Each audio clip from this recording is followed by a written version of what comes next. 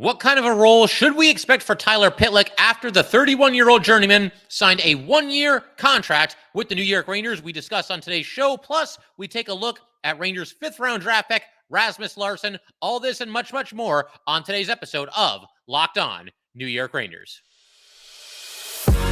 You're Locked On the New York Rangers, your daily podcast on the New York Rangers. Part of the Locked On Podcast Network, your team every day. Welcome back, Blue Shirts fans, to episode number 867 of the Locked On New York Rangers podcast. I'm your host, John Chick. Just want to thank you guys, as always, for making Locked On New York Rangers your first listen every day. We are free and available on all platforms. And so we'll continue our fun-filled off-season series here where we just take a look at every single player that the Rangers brought in via free agency. Rangers in general being a little bit more active in the first 2 days of free agency than I think a lot of us expected. Obviously, the budget was limited due to the salary cap constraints with the Rangers, making a decent amount of savvy, low-risk, decent reward signings, and I think the player that we're going to talk about today is the latest example of that, and that would, of course, be Tyler Pitlick. He signs with the Rangers on a one-year contract worth $787,500, so just $12,500 over the league minimum. And Pitlick, for anybody that needs to know a little bit more about him, obviously we're going to discuss, all his career stops and everything that he's done along the way. I think by now, Pitlick's been around long enough that the name is probably familiar to most people watching this, but whether that's true or not, obviously we'll discuss everything that he brings to the table for this Ranger team. For starters, 6'2", 202-pound right winger. And again, just another what I consider to be a solid signing for the Rangers, given once again the budget that they had to work with. Pitlick, somebody who's going to come in here and compete for time on the fourth line. I think most nights you're going to see him as somebody that's going to be in the lineup. It's interesting because you see some of these depth signings that the Rangers have made over the last couple of seasons. You can look at somebody like Nick Bonino this offseason, Jimmy Vesey last season. I think that might be your fourth line to start the season. The three players I just mentioned, Pitlick, Bonino, and Vesey. I feel like with Pitlick, he's going to probably have the inside track to be in the lineup on opening night. But if one of those three players was to come out of the lineup as a healthy scratch to make room for like a Will Cooley, a Brandon Hoffman, whatever the situation might be, I get the feeling it could be Pitlick that ends up being the odd man out. That's not to say that he doesn't bring anything to the table, because he definitely does. Again, I do see him as kind of like the 12th forward. We talk about different roles for different players, a top six guy, a bottom six guy, middle six. He kind of, for me at least, Pitlick is the number 12 forward, likely to start the season in the lineup for the New York Rangers, and somebody that I think is going to have to play well to hang on to his spot and kind of fend off the challenges from some of the young players or whomever else the Rangers might sign between now and free agency ending. I think most of the big signings are done.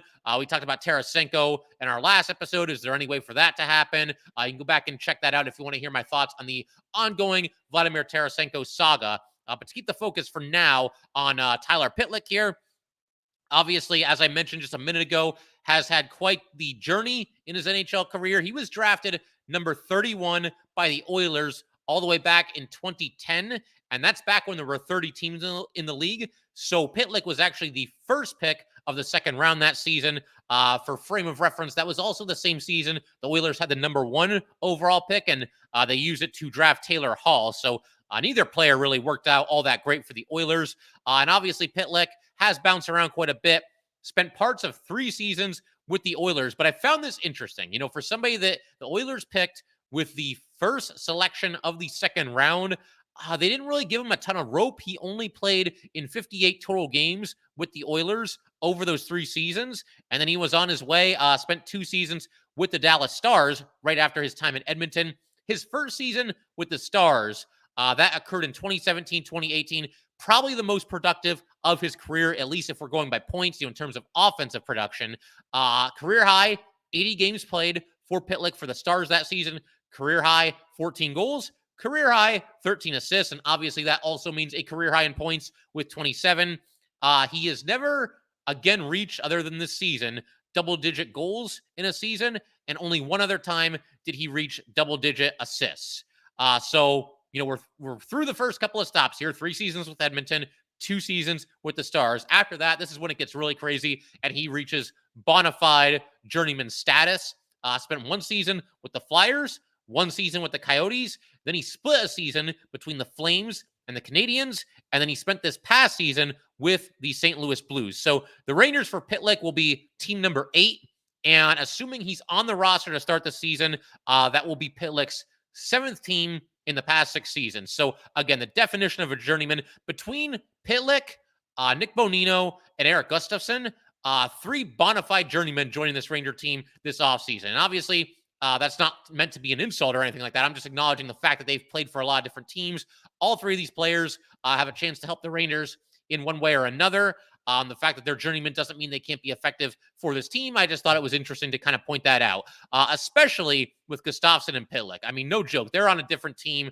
I was going to say every season, but they average more than a team per season for the past 7 years for each of them. At least with Bonino, he'll stick around the same team for 2 seasons every once in a while. But all 3 of these guys have done their fair share of bouncing around the league. That is for sure. As far as career stats for Pitlick, 9 seasons in the NHL, has played in 386 games, has scored 55 goals, picked up 50 assists, so 105 points. So we're talking about a little bit more than a quarter of a point per game for Pitlick. That just isn't really part of his game. I mean, he can chip in every once in a while, but for the most part, this is somebody that's known as a defensively responsible forward. More on that in a second. But to continue going through his stats here, he is an even plus minus, has averaged 12 minutes and 19 seconds of ice time for his career, blocked 256 shots, has dished out 752 hits, so he is a physical player, and 121 takeaways against 94 giveaways. He's also appeared in 22 career Stanley Cup playoff games. 16 of them were with the Flyers in 2019-2020, and in those games, 2 goals and 1 assist for Pitlick. But known as just kind of like a hardworking, grinded out, high energy player, seems to be well liked in the locker rooms, many locker rooms that he's been in throughout his career. Also has decent speed, more speed than you would probably get from your typical 4th liner. And the Rangers, a team, I don't know, I keep saying this, I don't really see them as a slow team, or certainly not a painfully slow team. But when you look at their forwards, there aren't really that many burners either. It's just a very kind of average speed team up and down the lineup. The 2 guys that are fast that stand out the most to me, I would say probably Kreider and Hedl. They're probably the 2 fastest skaters, or at least forwards and probably skaters for the Rangers. I think Trocheck has some underrated speed as well, but certainly Rangers not really a fast team, not really a slow team either, but Pitlick can at least give you a little bit of speed a little bit further down in the lineup. So maybe he can catch a couple teams by surprise with his speed at some point this upcoming season. We shall see. But another thing about Pitlick, and I think some Ranger fans are going to like this, he will play below the goal line, and I think he'll fit right in there on a line that also contains Bonino and VZ. Maybe Barclay Goodrow is on that line from time to time as well. We'll see how they look to line up. But Pitlick can also kill some penalties, and the Rangers have really stocked up on forwards that are capable of killing penalties. There's guys up and down the lineup as far as forwards are concerned. I mean, defensemen, you're always going to have a decent amount of defensemen that you feel good putting out there on the PK, or you should. But with the forwards, the Rangers have a lot of different options, and it'll be interesting to see how that shakes out, who's on what unit, and for Pitlick specifically, if he ends up becoming one of the go-to penalty killers for this team going forward. And something else I got to mention about Pitlick, this kind of feels like, and I just realized they share the same first name, it feels like this might be a less expensive version of Tyler Motte as far as the Rangers are concerned. Basically, for all the reasons that I just mentioned, Tyler Motte right now remains unsigned, and he's kind of become the forgotten man with the Rangers, making all these free agent signings, and with everybody kind of wondering about what's going on with Vladimir Tarasenko. Same thing with Patrick Kane to a lesser extent. I suppose with Motte, never say never as far as him maybe still re-upping with the Rangers, but right now it feels like they might be moving on without him. Tyler Motte might be looking to get the best offer that he can, and I understand that. It's not like he's somebody that's ever really broken the bank with any of his contracts in the NHL, but man, I wish Tyler Motte was back. I wish there was a way that the Rangers and Motte could have come to some kind of an understanding. Maybe Motte could have taken like a Jimmy VZ-esque contract, but then again, he does probably want to get the best offer that he can, and hopefully for Motte, at the very least, you hope for Motte, if that is what he's chosen to do, that he can at least go out there and get 7 figures. I mean, he did this past season, should be able to pull that off again for this upcoming season. And then, of course, the Rangers can trade for him. They can trade, their 4th-round pick for Tyler Motte at the trade deadline once again this season. But I do think right now, the way things stand, the Rangers kind of see Pitlick as something of an alternative, a less expensive alternative to Tyler Motte. We'll see how that shakes out going forward. One potential red flag as it pertains to Pitlick is that he does seem to have had a decent amount of injuries throughout his career, specifically to his knee and his wrist. He's had recurring issues with both of those, injuries, those body parts. So fingers crossed, obviously, he can stay on the ice for the Rangers for the duration of this upcoming season.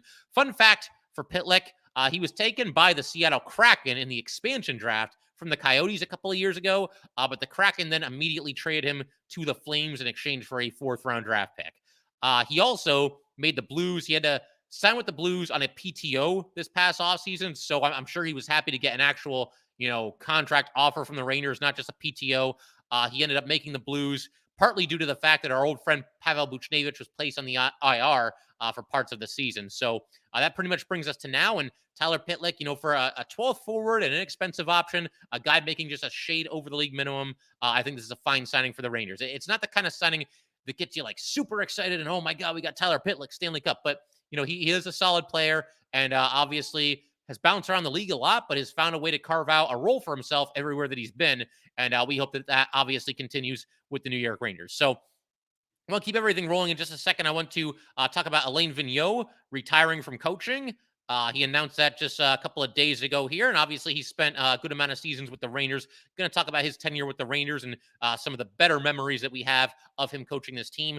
We will do that in just a second. We're also going to talk about the 5th-round pick for the Rangers later in today's episode, and that will be Rasmus Larsson. And like I said, we will get to all that in just a second. But first, got to let everybody know, today's episode of Locked On New York Rangers is brought to you by FanDuel. Take your first swing at betting MLB on FanDuel and get 10 times your first bet amount in bonus bets, up to $200. That's right. Just bet $20 and you'll land $200 in bonus bets, win or lose. That's $200 you can spend betting everything from the money line to the over-under to who you think is going to get the first home run. On an app that is safe, secure, and super easy to use. Plus, when you win, you can get paid instantly. There's no better place to bet on MLB than FanDuel, America's #1 sportsbook. So sign up today and visit FanDuel.com/lockedon to get up to $200 in bonus bets. That's FanDuel.com/lockedon. FanDuel, official partner of Major League Baseball. All right, we just want to go ahead and thank everybody, as always, for making Locked On New York Rangers your first listen every day. We are free and available on all platforms, including YouTube. And for the everydayers, you guys are going to want to stick around. Like I said, we're going to keep talking about this Ranger free agent class here. Keep looking at the draft class as well. Going to be doing some crossover episodes with some other hosts. I want to eventually, this offseason, do an episode. We did this a couple of years ago with Henrik Lundqvist. Lundqvist was drafted, of course, in the 7th round. I took a look at every goalie that was drafted ahead of Henrik Lundqvist. I want to do the same thing with Igor Shesterkin, just kind of compare and contrast Igor to the goalies taken ahead of him. I think that could be a lot of fun. Enough time has gone by now where, these guys are getting into their mid-20s and they should be underway with their NHL career, if they're developing at the right rate. But for right now, let's go ahead and shift our attention to Alain Vigneault. Per Vigneault himself, he will be retiring from coaching at the age of 62. And I know there were Ranger fans, mixed reviews from Ranger fans. Overall, I think he had a pretty nice run as the head coach of this team. He ranks pretty high in some all-time Ranger coaching lists. I think some of these numbers might surprise you guys. I'll get to those in a second. But to kind of summarize everything, 5 seasons with the Rangers, which honestly, that feels like an eternity when you look at just the way NHL coaching is in general, and these most recent handful of Ranger coaches obviously not lasting very long. David Quinn, 3 years. Gerard Gallant, 2 years. Peter Laviolette, we shall see. But Alain Vigneault was here for 5 years. The team went 226, 147, and 37, or 226 and 184 if we want to combine all the losses. His first year with the Rangers, you'd have to say it was the most successful that he had here. Rangers went 45, 31, and 6. And they made it to the Stanley Cup final before obviously losing to the Kings in 5 games. The following year after that, Alain Vigneault and the Rangers won the President's Trophy with a record of 53, 22, and 7. Unfortunately, their season ended in the Eastern Conference final against the Tampa Bay Lightning in 7 games. So they were not able to make it back to the final. And, if this is it, as far as AV being a coach in this league, he finishes his whole career, not just the Rangers, his whole career, everywhere he's been, with 1,363 games coached, 722 wins, 489 losses, 35 ties, and 117 overtime losses, as well as a playoff record of 78 and 77. 2 trips to the Stanley Cup final. Obviously, the aforementioned trip with the Rangers, also went there with the Vancouver Canucks. Unfortunately, no championships for Vigneault. He was also a Jack Adams Award winner for Coach of the Year in 2007. That was his first season with the Vancouver Canucks. And he's also the Canucks all-time winningest coach with 313 wins. But kind of shifting our attention back to what Vigneault did exclusively with the Rangers here, you could honestly make the case, and this might sound ridiculous at first, but the case can clearly be made that Alain Vigneault, one of the best, one of the most successful coaches in New York Ranger history. And you can feel about that the way you want to feel about that, and the lack of championships that this team has won over the past 8 decades plus. But the bottom line is what I just said is 100% true. You can make the case that he's one of the best Ranger coaches ever. We've only had, as Ranger fans, one coach win more than one Stanley Cup, and that was Lester Patrick, and that happened all the way back in 1928 and 1933. AV is second all time in wins as a Ranger head coach with 226. Only Lester Patrick has more than him. AV is also tied with Patrick for most playoff wins in New York Ranger history. They each have 31. AV is one of only 3 coaches to lead the Rangers to the President's Trophy. For whatever the President's Trophy, I know some people say it's cursed, but for whatever that trophy is worth to you, Rangers have only won it 3 times. Alain Vigneault was one of the coaches when it happened. That was in 2015, as we mentioned. The other 2 coaches to accomplish that feat, Mike Keenan in 1994, when the Rangers obviously won the Stanley Cup, and Roger Nielsen back in 1992. AV also has the 4th highest win percentage in New York Ranger history at .596. Number 1 is Mike Keenan because he was only here for 1 year. It was a very successful year. .667 winning percentage for him. Number 2 was Emile Francis at .665. And then number 3 is actually Gerard Gallant. He had a winning percentage of .652. But again, Keenan and Gallant weren't here that long. And obviously nice winning percentages and everything. But Vigneault actually kind of sustained winning at that pace, for the entire half decade that he was here. And, numbers are one thing, but I think that you could argue the biggest accomplishment, something that's the most impressive thing that Alain Vigneault accomplished while the Rangers were here. And I realize that he's not the one playing the games, but in 2 consecutive seasons, in 2014 and 2015, Alain Vigneault and the Rangers were down 3-1 to their opponent in the second round of the playoffs. They were down 3-1 against Pittsburgh in 2014, came storming back, won that series, ended up going to the Stanley Cup final. They were also down 3-1 against the Washington Capitals in 2015, came storming back, won that series, unfortunately lost in the next round to the Lightning. And I realized, listen, the player's the ones playing the game and everything. He can't jump on the ice and do anything for them. But I do think when you're a coach of a team that's down in a series 3-1, you got to send the right message. You got to push the right buttons. You got to keep these guys up. I mean, think about 2014. I don't know if anybody remembers this, but they were down 3-1, obviously, and they lost games 3 and 4, both at home in Madison Square Garden. Game 4 was just awful. It was just a flat, lifeless performance. And I realized the schedule didn't do the Rangers any favors that year. They had gone to 7 games the previous round against the Flyers, and it's possible the Rangers were, fatigued at that point. But it's a Stanley Cup playoffs. You have to show better than you did in Game 4. And then, obviously, we have the situation where Marty St. Louis' mom passed away between games 4 and 5. And I think certainly the players took inspiration from that. But if you're Alain Vigneault or a member of the coaching staff, again, you have to push the right buttons, send the right message, and make sure that these guys are ready to go. And he did that 2 consecutive seasons, leading the Rangers back from 3-1 down against first the Penguins, then the Capitals the following season. That, to me, is kind of the crowning achievement for Alain Vigneault while he was the Ranger coach. I will say the Rangers, they probably held on to AV for a little bit too long. He was fired at the end of his 5th and final season. The Rangers went 34, 39, and 9 that year. The rebuild was already underway. So, not that you can't hang on to the same coach through a rebuild, but the time to move on was possibly the offseason before. Maybe the fact that they had made a couple of deep playoff runs bought him an extra year. But obviously that was a disappointing season, even with the rebuild underway. And, Alain Vigneault and the Rangers go their separate ways after that season. But again, I think at times AV is a coach who catches at least a little bit too much flack from Ranger fans. He was not perfect. I think that, common complaint is that he favored the veterans. We hear that a lot. There's a lot of fan bases that think that about their coach.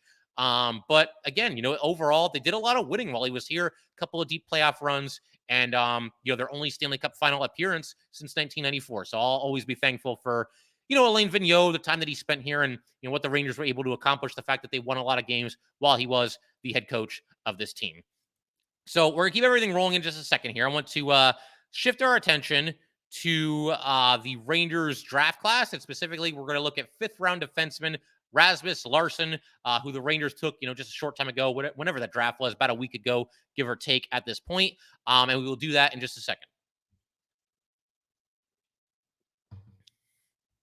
All right, so like I said, let's go ahead, point the draft spotlight squarely at 5th round defenseman Rasmus Larson, taken by the Rangers then. And it's just kind of a quick roll call here. We already did an episode where we talked in great detail about Gabe Perreault. Rangers took him in the 1st round at number 23.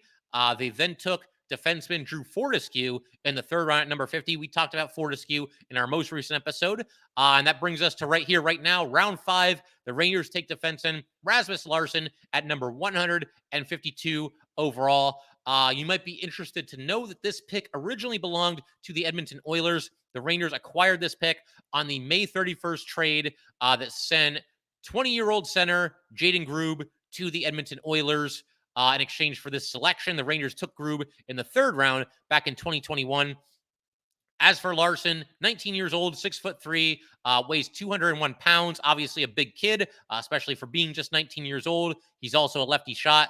And he had a heck of a season this past year with, I'm going to do my best to pronounce this team name right, Vasturis IKJ20. He played in 50 games with them, scored 16 goals, and added 18 assists. So 34 points for a defenseman in 50 games to go along with a plus 23. And then in 6 playoff games, he adds another 3 goals, another 2 assists, and was a plus 2. And he had quite the jump. We talked about this with Fortescue. The same thing can be said here for Larson. He had an incredible jump from his second most recent season to his most recent season. In 2021-2022, he played for the same team, 18 games, had 0 points, and was a -3. So you go from that to having 34 points in 50 games and also being a plus 23. So a plus 26 improvement in the plus-minus stat. And I know that, points aren't everything, especially when we're talking about defensemen, but that's certainly something that is worth pointing out. That is for sure. He's also going to be moving from his native Sweden to play hockey for Northern Michigan University. And also worth noting that the rink will have different dimensions. So probably a little bit of an adjustment period there for Larson. And as is the case with a lot of these late round picks, first of all, information is scarce. It's tough to really track down, detailed scouting reports like we were doing for players in the first couple of rounds there. We had a lot of information about certainly, the first 2 picks that the Rangers made, Perreault and then also Fortescue. By the time you get into these later round picks, it is a little bit of a crapshoot, and information and scouting reports are not quite as readily available. But the general consensus seems to be, and again, this is true of any late round pick, Larson is not exactly about to make his NHL debut. His debut is not imminent or anything like that. Probably looking at a situation where he'll need at least 3 years of development, and obviously he's going to be at Northern Michigan, and hopefully he can have some good seasons there, develop, and we can pretty much take it from there whenever he wraps up his college career. But the Rangers, they've got good defensemen on the roster. I wanted to point this out as well. They've kind of replenished a little bit as far as the pipeline is concerned. On the NHL roster, everything's cool. You got Fox, Lindgren, Miller, Trouba, Schneider, and we will see what happens as far as Jones and Gustafsson are concerned.